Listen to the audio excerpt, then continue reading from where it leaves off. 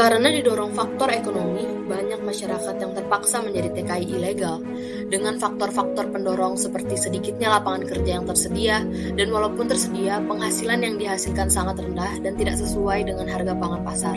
Juga adanya faktor kecilnya biaya yang dikeluarkan jika masuk secara ilegal karena tidak perlu membayar biaya administrasi dan keamanan seperti biaya kesehatan, asuransi, dan lainnya.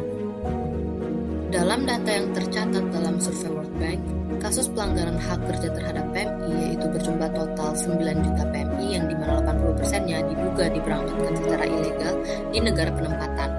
Dan dari 80% ini, Bapak Ketua Badan Perlindungan Pekerja Migran Indonesia atau dapat disingkat dengan BP2MI, Bapak Beni Ramdhani, mengatakan bahwa tak sedikit yang pulang di dalam peti mati.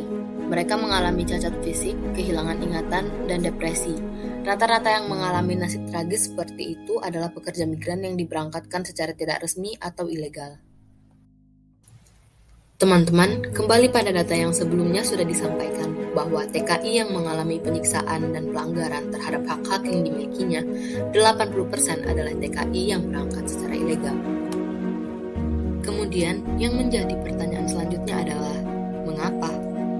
Keberangkatan tenaga kerja dengan cara ilegal dengan otomatis membawa resiko-resiko yang tak dapat dihindari seperti atasan dapat dengan lebih mudah untuk bertindak sewenang-wenang dan mengeksploitasi tenaga kerja kita karena hubungan kerja yang terjalin tidak didasarkan dengan kontrak kerja, dan kemudian hal ini akan mempersulit TKI untuk menuntut haknya di hadapan hukum karena tidak ada bukti kerja dan pembagian kewajiban dan hak yang jelas.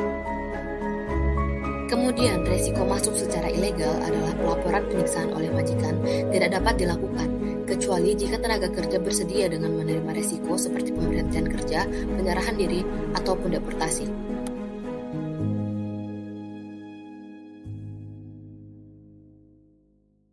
Created using Powtoon.